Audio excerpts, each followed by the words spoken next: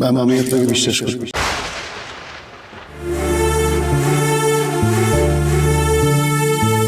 ঠিক আছে, তুমি তুমি এখানে কি করছো অর্জুন?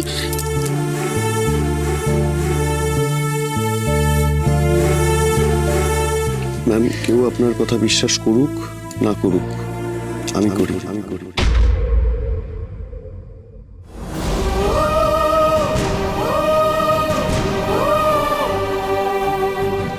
আপনি যদি স্যারের কেসটা নিয়ে তদন্ত করতে চান, আর কেউ থাকুক বা না থাকুক, আমি সবসময় আপনার পাশে থাকবো, and I promise you that.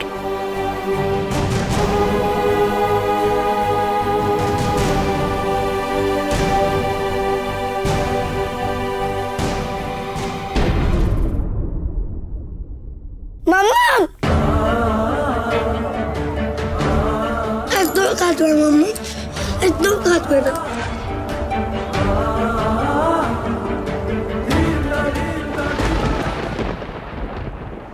আপনি যদি স্যারের কেসটা নিয়ে তদন্ত করতে চান, আর কেউ থাকুক বা না থাকুক, আমি সবসময় আপনার পাশে থাকবো, and I promise you that. আমাদের মেঘলাকে রোহিণীতে কিডন্যাপ করিয়েছিল। কিন্তু অর্জুন, আমি কিন্তু মেঘলাকে কতটা ভালোবাসি তুমি জানো। তুমি ওর সঙ্গে যেটা করেছো আর কারোর সঙ্গে করো না।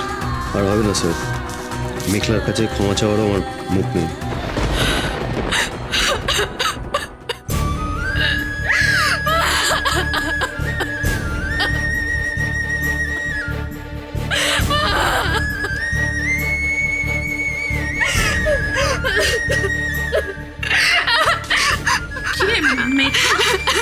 কি হয়েছে? তুই এরকম ভাবে কাঁদছিস কেন?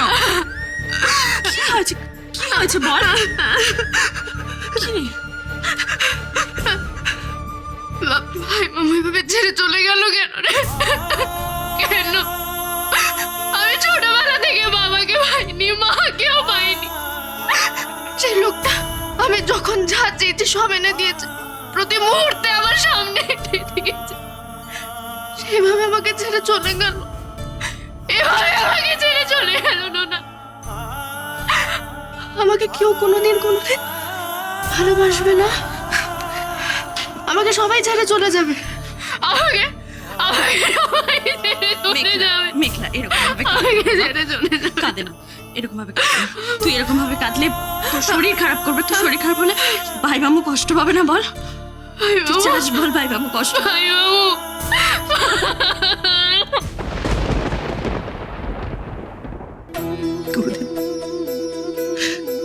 অরিন্দমের এই হঠাৎ করে চলে যাওয়াটা না মেনে নিতে পারছি না।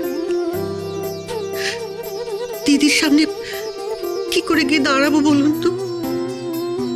তার উপর বড় লোককে কাজ করার কথা কোন মুখে বলবো? ধর্মের পথ কঠিন হয়, আবেগকে প্রশ্রয় দিতে গিয়ে তুমি কখনোই ধর্মচ্যুত হতে পারো না। এখন নিশ্চয়ই বুঝতে পারছো যে বিধির বিধান খণ্ডাতে গিয়ে নিজেদের জীবনে কত বড় বিপদ ডেকে এনেছো। এই পাপ থেকে মুক্তি পেতে চাও, নাকি পরিবারকে বিপদের মধ্যে ফেলে রাখতে চাও? তা যদি না চাও, তবে যত শীঘ্র সম্ভব এই নিয়মগুলো পালন করতে শুরু করে দাও। প্রথমেই অরিন্দমের সধবা স্ত্রীকে বৈধব্য বেশ ধারণ করতে হবে। আপনার কথা আমি বুঝতে পারছি গুরুদেব, কিন্তু আমি দিদিকে কি করে বোঝাবো? নোলকের এই বৈধব্য বেশ দিদিকে মেনে নিতে পারবে? কি করা যাবে মা, বোঝাতে হবে। যে নিয়ম যেভাবে চলে আসছে এত বছর ধরে, সেটাকে হঠাৎ করে পাল্টানো, আবার যদি তার জন্য সংসারে কোনো অমঙ্গল হয় তো।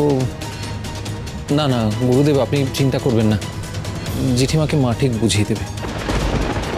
এই বোঝানোর পর্বগুলো আজ রাতের মধ্যেই সেরে ফেলো। কাল সূর্যোদয়ের পরেই ওকে বৈধব্য বেশ ধারণ করতে হবে।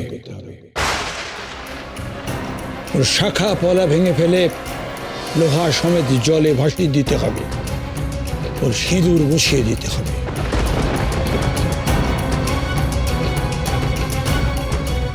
তারপর স্নান সেরে শুদ্ধ হয়ে সাদা থান কাপড় পরবে।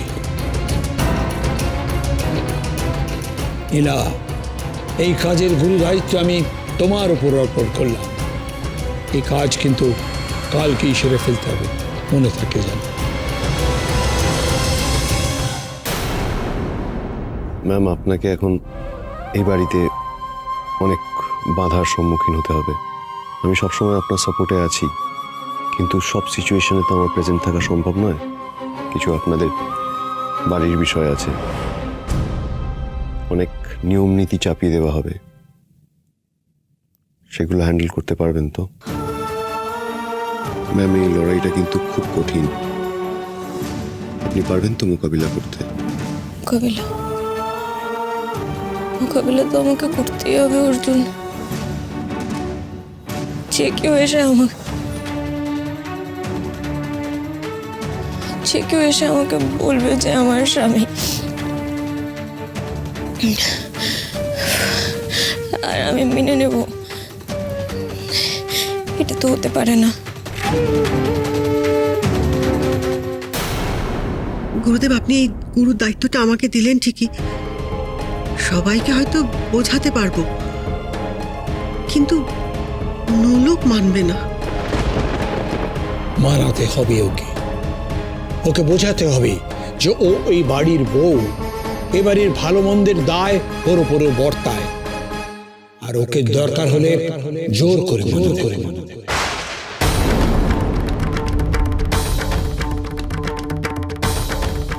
তবে তবে কাজটা অত কঠিন নয় এলা। অরুন্ধতী মাকে বোঝাতে পারলেই নোলক ঠিক বুঝে যাবে। কি বোঝানোর কথা হচ্ছে এখানে? হ্যাঁ, কি আলোচনা হচ্ছে কাকিমণি? তোমরা দেখলে না পুলিশ আসার পরে কি অবস্থা হলো, তারপরেও তোমরা... আরে তুই এখানে কি করতে এসেছিস? আরে এত কথা, মানে তোকে কি সবটাই জানতে হবে? তোর মাথা না গলালেও চলবে। আদি, তুই কেন বুঝতে পারছিস না যে এইসব রিচুয়ালস বাড়ির ভালোর জন্য সবার মানা দরকার? আমি সত্যি বুঝতে পারছি না, আর মেজদা ভাই আমি বুঝতেও চাই না বুঝতে। আর একটা কথা খুব ভালো করে জেনে রাখ তোরা, নোলক বৌদি যদি এই সব রিচুয়ালস না মানতে চায়, তাহলে কিন্তু আমি নোলক বৌদিকেই সাপোর্ট করব আর নোলক বৌদির পাশে থাকবো, আর তোদেরকেও কোনো রকমভাবে কোনো ফোর্স করতে দেব না।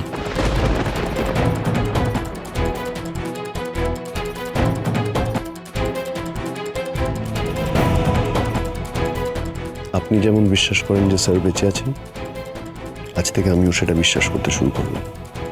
আর কে কি করবে আমি জানি না, কিন্তু আমি প্রতিটা পদক্ষেপে আপনার পাশে আছি, কোনো প্রশ্ন করব না। আপনি ইনভেস্টিগেট করতে চান, আমি আপনাকে হেল্প করব,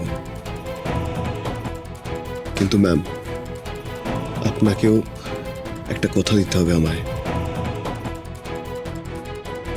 আপনি কিন্তু কোনো রিস্ক একা নেবেন না, আমাকে সাথে রাখবেন। নোলক,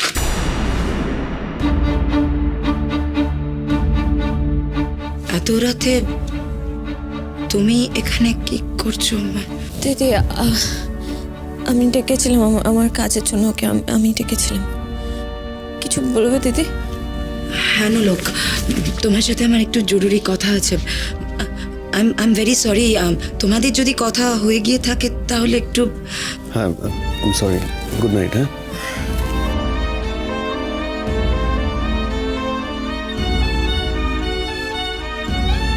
নোলক, তুমি জানো না মা আর গুরুদেব মিলে কি প্ল্যান করছে?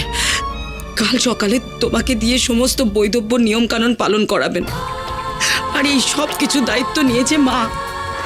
আর শুধু তাই নয় নোলক, অগ্নিও কিরকম পাল্টে যাচ্ছে আমি কিচ্ছু বুঝতে পারছি না। আমার খুব ভয় লাগছে নোলক। ভয় পেও না দিদি, একদম ভয় পেও না। যা হচ্ছে আমার কাছে এটা এক্সপেক্টেড ছিল। আমি যা বিশ্বাস করি কেউ বিশ্বাস করে না, আর কেউ তো আমাকে বিশ্বাসই করতে চাইছে না।